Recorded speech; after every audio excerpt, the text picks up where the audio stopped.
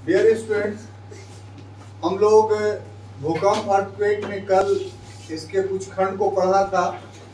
जो बाकी बचे हुए खंड हैं वो आज की क्लास में देखेंगे। आज भूकंप से संबंधित कुल 4 चीजों को हम लोग देखेंगे। भूकंप को नापने का पैमाना क्या है, इसका क्लासिफिकेशन वर्गीकरण कैसे करते हैं, और जो विश्व में वितरण है भूकंप का वो कहाँ कहाँ है, और भूकंप की भविष्यवाणी क्या हो सकती है, अगर हो सकती है तो कैसे हो सकती है। इन 4 चीजों का आज के क्लास में हम लोग अध्ययन करने जा रहे हैं।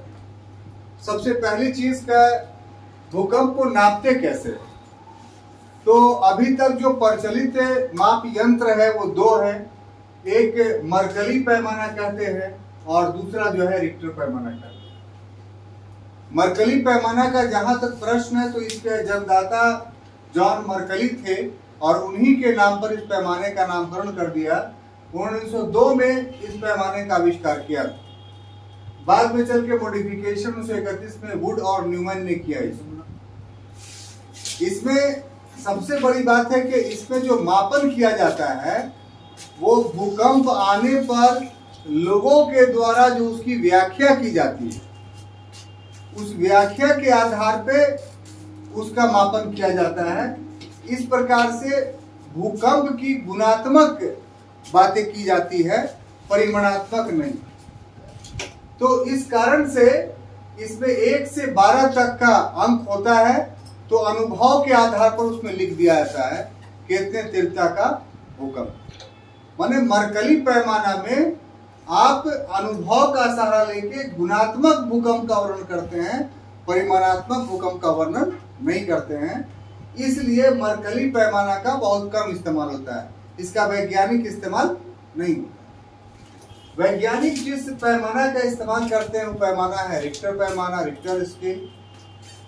इसका आविष्कार 1935 में एफ रिक्टर ने किया था। बाद में 65 में बोने गुटेनबर्ग ने इसमें कुछ संशोधन किया।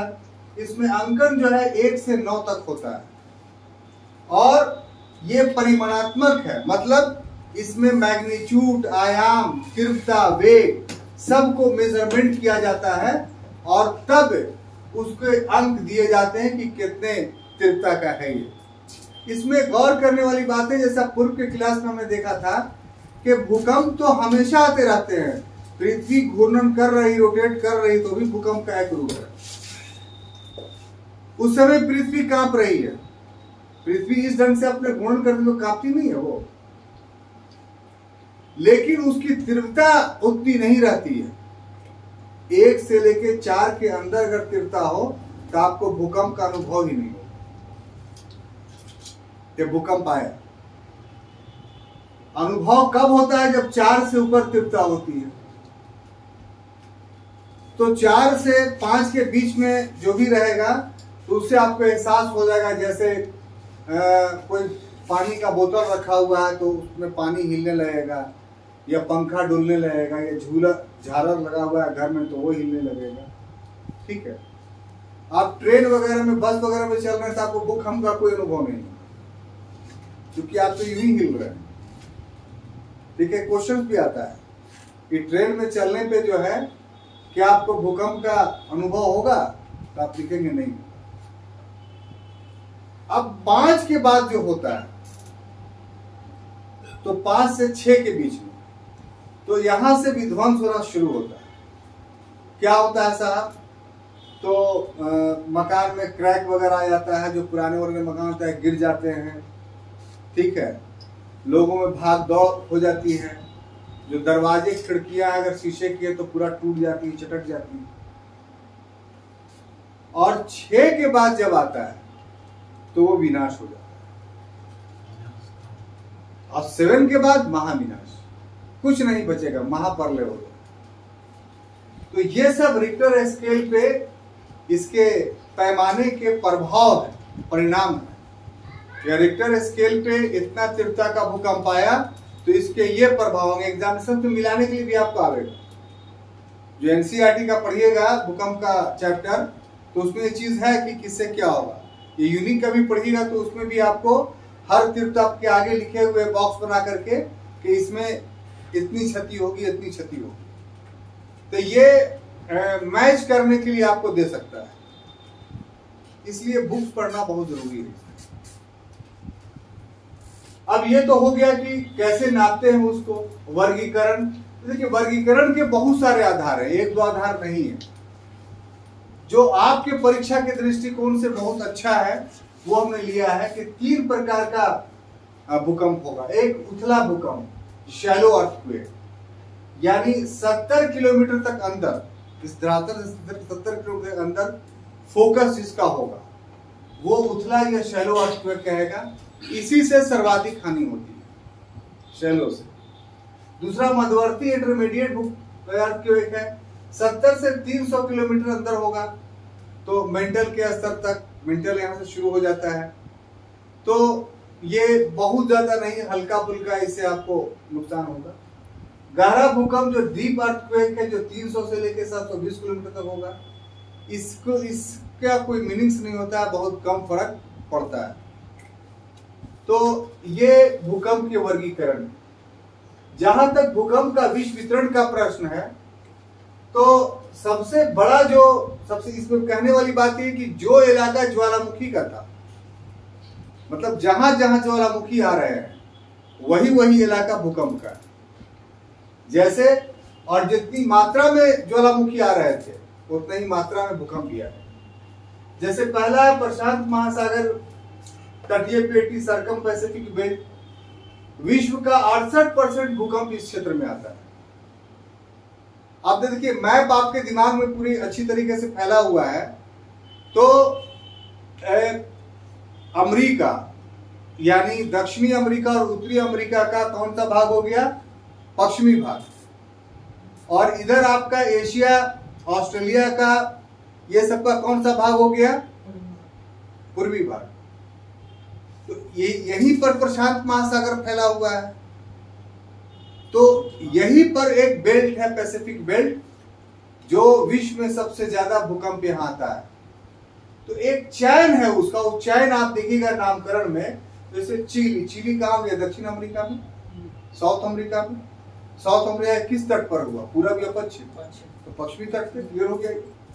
वहां से फिर दूसरा है कैलिफोर्निया। कैलिफोर्निया कहाँ है? संयुक्त राज्य अमेरिका में। ये कहाँ है? पश्चिमी तट पे। अब आ जाइए अलास्का। अलास्का ऊपर में है, वहां से मुड़ के जापान चला जाता है। यानी अब पैसिफिक ओशियन का दूसरा तरफ यानी पूर्वी भाग। जापान कौन हो गया? पूर्वी भाग। उसके बाद फिलीपाइंस, नीचे में आ जाइए न्यूजीलैंड। तो ये जो इलाका हुआ ये circum Pacific belt of earthquakes का है, जो विश्व का 68%। अब मध्य महाद्वीपीय पेटी, मिड कॉन्टिनेंटल बेल्ट, इसमें 21% भूकंप आता है। ये कौन सा है? तो मैक्सिको। आप देख रहे हैं कि जो लैटिन अमेरिका है उसका एक देश है। तो मैक्सिको के बाद भूमध्य सागर। तो भूमध्य सागर कहाँ है आपको? यानी यूरोप, अफ्रीका और एशिया के मिलन बिंदु पर ही है। तो उस छोर से लेके यहां पर आई है। तो ये मध्य महाद्वीपीय बेल्ट के अंतर्गत आता है। फिर ये आल्प्स का चला जाता है। आल्प्स कहाँ है? बोलिए साहब, आल्प्स किस महादेश में? यूरोप में है। स्विट्जरलैंड में इसका अधिकांश भाग है। वहां से होकर काकेशस। काकेशस कहाँ? रूस में है। सब चला गया। यानी जो मध्य महाद्वीपीय पेटी, मिड कॉन्टिनेंटल बेल्ट है, वो मैक्सिको से शुरू होकर भूमध्य सागर आकर के आल्प्स होते हुए काकेशस होता है। तो ये एक पेटी है, जिस पेटी को मिड कॉन्टिनेंटल बेल्ट का बोलते हैं। यहाँ वर्ल्ड का 21% भूकंप आता है। यही महत्वपूर्ण है। उसके बाद इसी क्षेत्र में भारत का भी, भारत का जो भूकंप है वो क्वेश्चन आता है तो मिड कॉन्टिनेंटल बेल्ट में आता है। ज्वालामुखी भी इसी में आता है भारत का। एक छोटा सा है मध्य अटलांटिक पेटी, जो बैजन और आइसलैंड, ऊपर में अटलांटिक ओशियन जो देख रहे हैं आप, तो अटलांटिक ओशियन के ऊपर ही में आइसलैंड है। आइसलैंड, नॉर्वे, स्वीडन, डेनमार्क विभाग में है ना आपके। ये सब कौन सा है? ये सब देश है, इसको बोलते हैं एक स्कैंडिनेवियन कंट्रीज। ये पूरा चारों देश जो है, बल्कि डेनमार्क भी इसी पर था, स्कैंडिनेविया पर्वत था उसी पर ये देश है। तो वहां से ये बैजन और आइसलैंड शुरू होता है ऊपर में, और नीचे में अंटार्कटिका में बोवेट द्वीप है। तो इस बीच में, यानी जो अटलांटिक ओशियन से उसके बीच में ये अर्थक्वेक का इलाका बनता है, जो बाकी बचे हुए भाग इसमें आते हैं। यानी 68 और 21 को मिला दीजिए तो उस जोड़ने के बाद जो बाकी रेस्ट बचा वो सब मध्य अटलांटिक पेटी में। अब अंतिम भाग के भूकंप की भविष्यवाणी।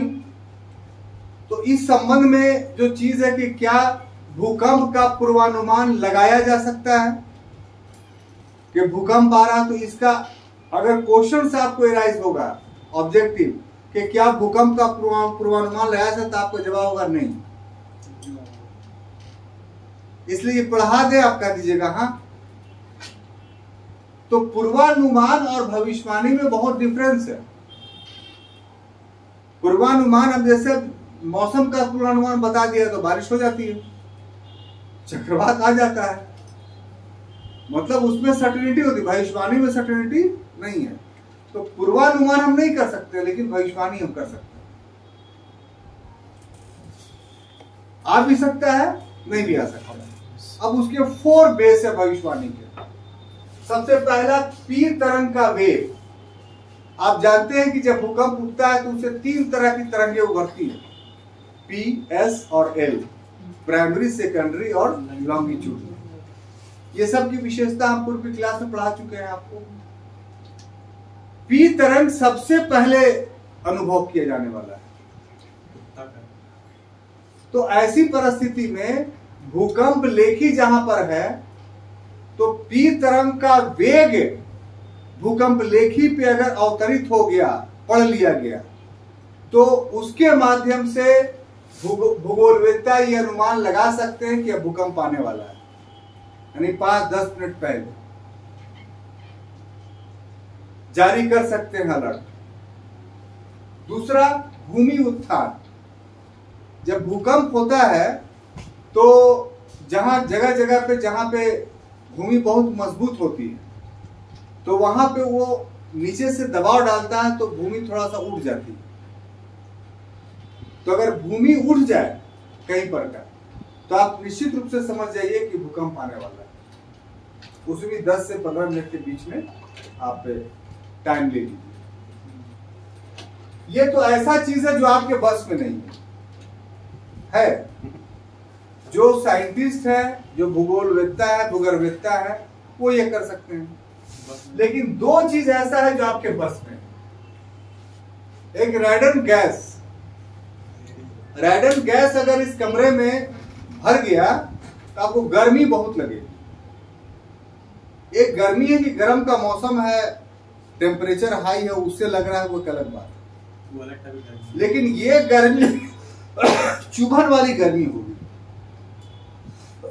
यानी ऐसा लगेगा कि आपके चमड़े में, आपके स्किन में कोई चीज पेनिट्रेट कर रहा है, घुस रहा है। अगर गर्मी का ये अनुभव आपको हो, ऐसे भी रेडार नापने के लिए एक मीटर आता है, अगर आप घर में अपना लगाए हुए हैं तो उसी से आप देख लीजिएगा कि रेडान गैस भर गया मेरे रेडॉन। हाँ, इसका मतलब है कि अब भूकंप आने वाला है, तो आप निकल जाइए।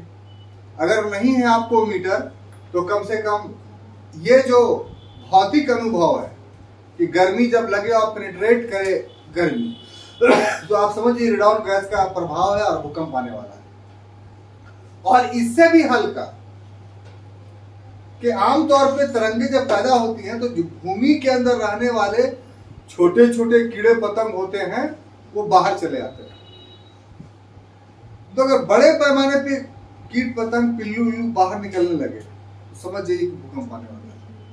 और सबसे इंपॉर्टेंट जो भुज के भूकंप में देखा गया 2001 में, कि कुत्ता भागना शुरू करेगा एक लाइन से एकदम। अगर कुत्ता सब सामूहिक रूप से भागना शुरू करे, आप भी भागना शुरू करें। तो लोकल आधा, वो तो एरिया डिमार्केशन में भागा भागी करता है। वो आप पकड़ लीजिएगा कि उसके एरिया में पहुंच जाएगा तो रगड़ देगा सब मिलकर। तो उसमें एक पॉइंट रहता है, बाकी पीछे फिर इसके एरिया समाप्त है तो रुक जाएगा वो, और फिर हो करके पीछे चला आएगा। लेकिन ये जो भागेगा ना, इसमें एरिया डिमार्केशन तो नहीं है, इसमें सब का एरिया एक कि भागो कहां तक, जब तक वो तरंग पीछा नहीं छोड़ दे, और जब तरंग पीछा पी वेव छोड़ देगा तो खड़ा हो जाएगा जाकर। तो ये जो है पशुओं का आचरण, ये एक अशिक्षित आदमी के लिए, कम पढ़े लिखे हुए आदमी के लिए भी भविष्यवाणी करने के लिए काफी।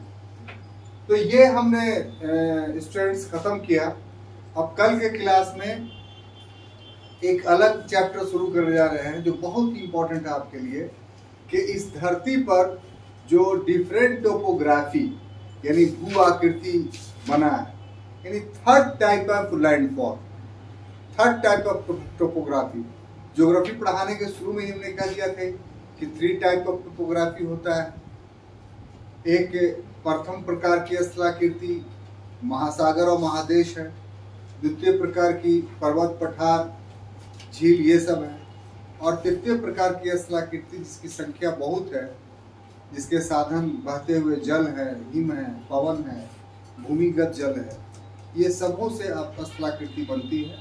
और ये भी एक लंबा क्लास चलेगा, तो उसमें जो है आप लोग पढ़ कर आइए। कल के क्लास में हम इसी टोपोग्राफी को शुरू करें। Thank you.